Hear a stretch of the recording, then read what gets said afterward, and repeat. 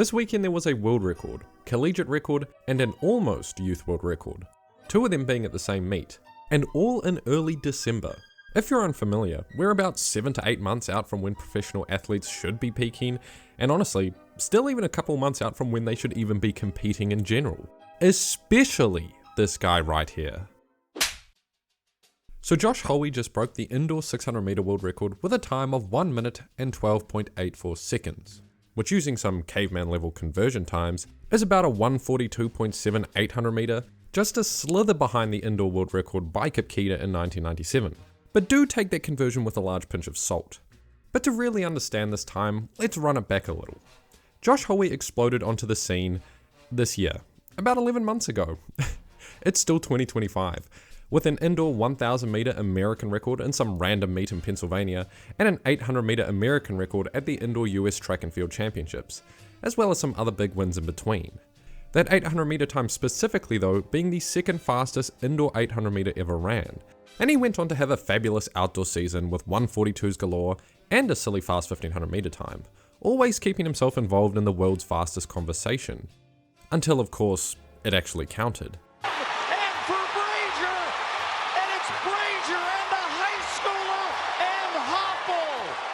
He was one of the surprise eliminations at the 2025 US Trials, and then his season kinda fizzled out after that. He peaked too early.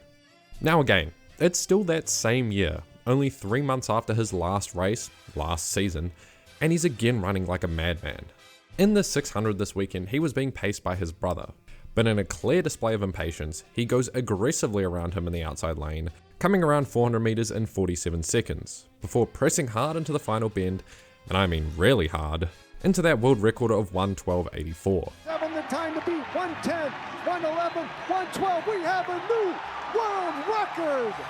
Now, this was nearly an entire second off the previous world record, held by Donovan Brazier, because it being a 600 meter run, and indoor at that, it's not a frequently ran race. But that shaky time conversion does still stand. This was a quick race no matter how you look at it, and by Hoey's reaction after the race, he was hyped, chest bumping everyone who would let him. But with performances like these with Hoey, it is more of a question of how he will fare for the rest of 2026, considering he's running so fast again so early, and it's not even 2026 yet. There's already a lot of negative talk online, whether he's going to burn out again, and some scandalous rumors about why he split with his previous coach.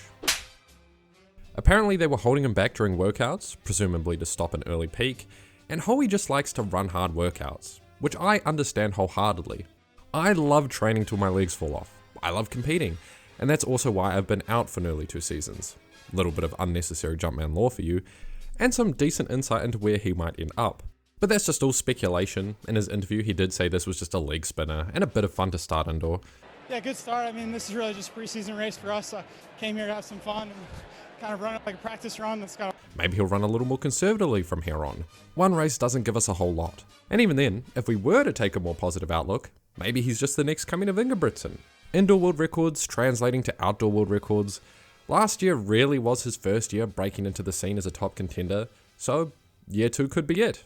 And from memory, pretty sure the 2026 Ultimate World Championships, there won't be a US Trials since they'll just pull athletes from the world rankings, in which case, he'll definitely be there, just who knows in what form. So I don't really follow cross country, besides watching the NCAA champs, which is honestly just eye candy. Something about the herd of runners just going over those beautiful green rolling hills. I just know cross country would be so much fun if it didn't suck so much. But anyway, I was going somewhere with this. This 5k record wasn't a rust buster for Jane Hedengren. She's in some pretty damn fine form after a second place at the NCAA Cross Nationals. So this 5k collegiate record didn't really come at a weird time. She ran the first mile in a cool 4:48, lodged behind the pacer and Koske in close tow. Hedengren and Koske would then build their lead together till about 8 laps to go, where Hedengren, who was increasing her pace into the second half, started separating. Hedengren is opening up and has brought the crowd to life. And then it's just a lapping exercise for the remaining 1000 meters, until she eventually came home in 14 minutes, 44.79 seconds. On the clock, she is going to go sub 14:50 at Boston University. Again, emphasizing the fact she was speeding up through the final laps. Now for some silly numbers. That's a personal record by 13 seconds, a collegiate indoor record by 7 seconds, previously held by Doris Lemengol, who took the NCAA cross-country title this year, as well as breaking the outdoor record by 6 seconds, which was held by Parker Velby from last year. So not only are those two massive names in the collegiate scene, but both Lemengol and Velby were 22 at the time of their records. Hedengren is a true freshman at 19 years old. I will admit, as the distances get longer, the less I understand, but there is one thing I do understand from this, that Hedengren is a phenom that puts other NCAA phenoms to shame. Names like Caitlin Tui or Parker Velby were near viral, literally last year or a few years ago at most, but Hedengren certifiably puts their personal bests to shame. And even comparing levels of composure, we just saw Josh Hoey run his 600 meter world record like a world championship, fighting to near death, and celebrating like he was taking home a gold. Which is fun, don't think I'm hating on his attitude or anything. I love seeing a hungry attitude to win and run fast. But you do gotta time that shit right at least sometimes. On the other hand, Hedengren was cool, calm and collected, accelerating each passing final lap, and across the line, she was all smiles. But nothing over the top. She knew what she was capable of and executed it. That type of race maturity is important when it comes to saving the big performances for the big moments. Also, here are a couple other stats to emphasize her achievement. That is also the second fastest indoor 5k ever by an American woman, and it's the second fastest indoor 5k by an under 20 athlete ever. Hedengren is already something special. There were also some other fun races at this meet, but I'm not spending too much attention on international track right now, because I'm watching domestic meets, baby. This weekend, Australia and New Zealand had their school nationals on, but without Gout, it's not like the rest of the world cares. So I've mentioned the name Sam Ruthe a few times early last season, because at 15, he became the youngest sub 4 minute miler ever. That, and he's straight out of New Zealand, so I can have some patriotic home country bias for once. Ruthe has also ran some other ridiculous times, but this weekend out in Hawke's Bay at the New Zealand Secondary School Nationals, he ran the performance of the meet. In the heats of the 1500 meter, that's right, I said the heats, he would blast off with the plan to destroy the secondary school's record, which was a humble time of 3:46. And my god, was it just something to see live. What's this, like a 60 to 70 meter gap by 300 meters in? Possibly 100 meters by the next lap, and I know it's New Zealand schoolboys and a heat, but it's rarely you get to see an actual visual depiction of world-class athleticism versus good athleticism.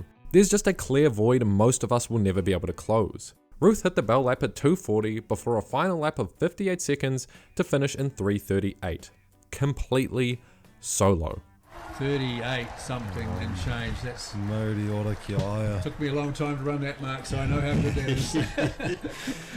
He just ran a 3:38 against no one at age 16, only off the age grade 16 world record by half a second, which was run by Cameron Myers. He's also got about 5 months of being 16 left, so give him the rest of the New Zealand summer and some competition, that's going to be gone quick.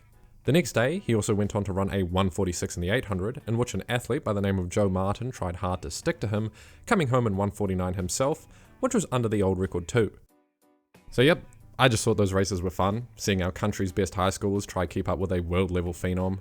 And also to add, yeah I know no one cares, but New Zealand secondary schools had a ruthless program, all preliminaries, quarterfinals, semi-finals, and finals held on different days like this. It was entertaining, but it was bloody barbaric. And yes, there were actually quarterfinals. 4 rounds for a school champs. There were athletes trying to triple in the sprints, hammering their body, and somehow, some of them were still able to shine. 16-year-olds running 10.6 and 21.5 after 8 rounds is so raw.